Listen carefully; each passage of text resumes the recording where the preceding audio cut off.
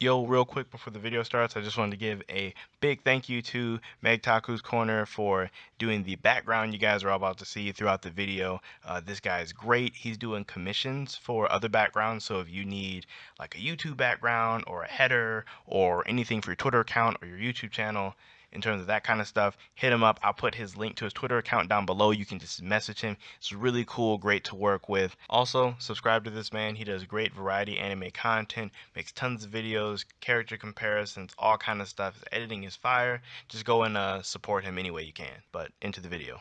Alright, how's it going everybody? Quancredible here, and today we're going to talk about what appears to be everyone's favorite or least favorite member of the Eye of Midnight Sun's third eye, and that would be Raia, or Liar, or however you refer to him. Now he is the last one out of the three that we really get to interact with in the story, after they were all three revealed during the fight with Yami and Bartrey. Now the thing with Raia is that his personality is a lot more, I guess, complex than I would say the other two. Like Fauna, most certainly out of the three, was super focused on hatred and being angry, while Veto was super obsessed on making his opponent suffer and feel despair. But Raia, on the other hand, isn't necessarily running around trying to tell lies or be disloyal. He kind of, throughout the story, we've just seen him just be chill.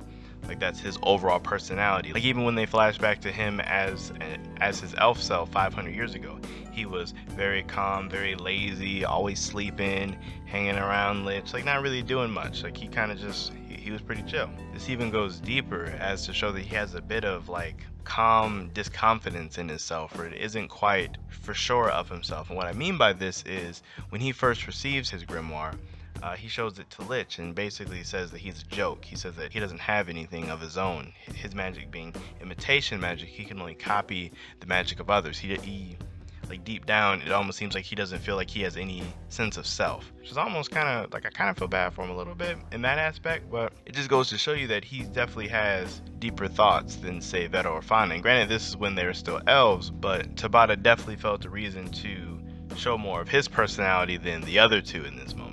Now, one thing about Raia that was never officially stated, but they kind of alluded to it a lot, is I don't necessarily think Raia was that fond of humans. And I'm not talking about since he's been reincarnated. I'm talking about initially when the first Wizard King, Lumiere, and his sister were initially first coming into contact with the elf tribe. I believe he was definitely always wary of them. Take for example, like we seen a flashback of him asking Lich, like, hey, are you sure we should be letting these guys hang around us? Like, do you really trust them? Like, he even said himself that he believes that all humans are liars, with the exception of those two. So that initially shows that he has a baseline distrust for all humans. I mean, granted, which is not really too far off. We all are liars, but still, though, he definitely didn't like us off the bat. And I mean, you can't really blame him for that, because of course, a race of people is gonna be wary of a foreign race and be more self-promoting of their own race. For those of you who are anime only and do not want to be spoiled on anything else, you should probably click off from here. It's going to get super spoiler heavy. If you don't care about major plot spoilers or even spoilers about Raia, then obviously stay, but just that warning to let you guys know. Now, for everyone who stayed, definitely the big reveal of what Liar's actual lie was, the fact that he knew the entire time that the humans didn't commit the mass genocide. He knew that there was more to that story. Like, he knew it was a lie. He knew that those two, that the first Wizard King Lumiere and that his sister, were not the ones behind it.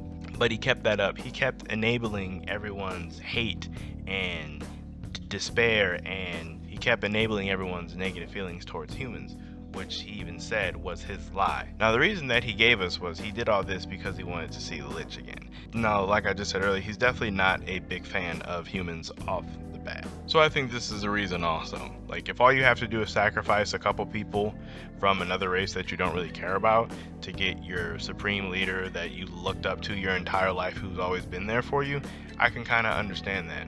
I mean, does it still make him scum? Yes. Am I a little biased because I'm a human? Yes. But, you know, I definitely get it. I definitely think this one aspect makes him one of the more realistic characters in the series. And by realistic, I mean like able to relate to actual life.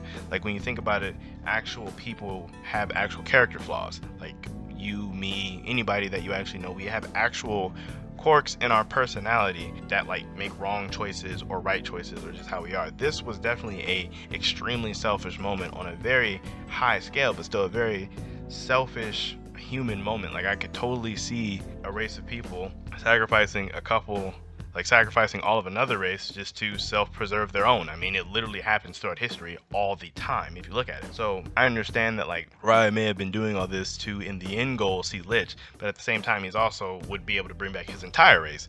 So I mean, granted, the lie is very messed up and he definitely deceived all of his fellow elves, but I believe in his mind he was only doing so for their best interests to him.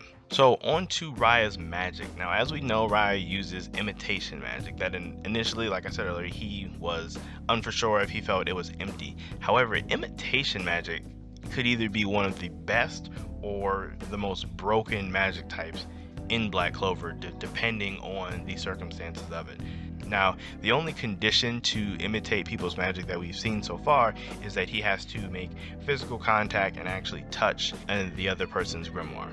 And then from there, it appears that he's able to copy at least one spell from that person's grimoire. Now, I'm not for sure if it's like, if he can copy like the entire catalog of spells that they have at that point, or if he can choose which certain one he gets, or if it's random. Not for sure on that one, because we've only seen him really use, at least like from the people that he's taken from, we've only seen him use like maybe one spell outside of like outside of Patri's grimoire. He's able to use like a couple spells that he has, but for everyone else I've only really seen him use one spell. And then the next aspect of copy magic is it initially copies whatever the attribute of the magic is, and then it brings it to Raia's level. So whether that be higher or lower, it makes the spell as powerful as Raia is, and then it unleashes it.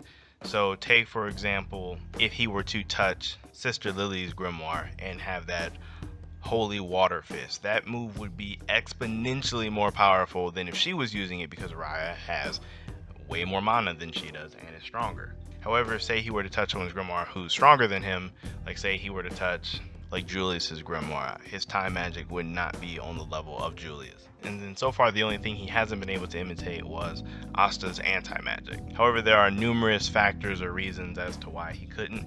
Some people speculate that it's because it's anti-magic, so you can't copy a magic that literally is devoid of all magic.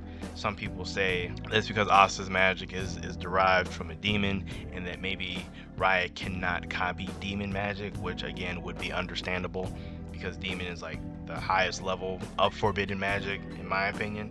Aside from that, other limitations of his imitation magic also comes with spirit magic. I noticed he copied the Salamander's breath, and that move seemed immensely weaker than when Fauna and Salamander use it, which again, like I said, he does take the spell down to his level, but man, it was not even close to the destructive force that we've seen the Salamander able to put out. So definitely copying someone's magic that is much stronger than you won't really mean a lot. And that would be especially true for spirits. Now with his imitation magic, I definitely think that Raia may be the strongest in the Eye of Midnight Sun overall, like just in terms of overall combat power. Like I believe he would be able to beat the most people. However, I believe if him and Veto were to fight, Veto would still beat him, just because it seems like he has a weakness to people that can just overpower him in terms of brute force. As we saw during his fight with Mereoleona, he literally could not keep up with her at all.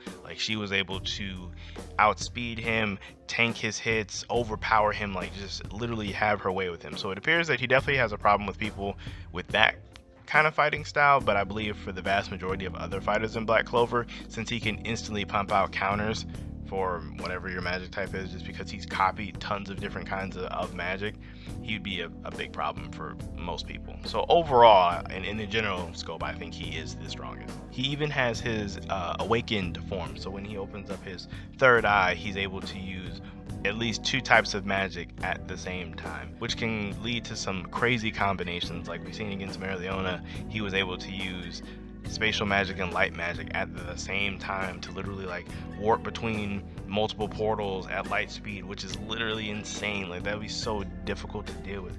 Like if you think about all the other crazy combinations he has, that could lead to some just disasters, man. This guy could be so powerful depending on if he stays around in the series. Now, as for Raia overall, I definitely think he's a really cool character. He gives off those like Shikamaru type vibes. I mean, any laid back cool character is really like just dope to see. Let me know what you guys think of Raia down below in the comments. Your favorite, least favorite member of the Eye of Midnight Sun.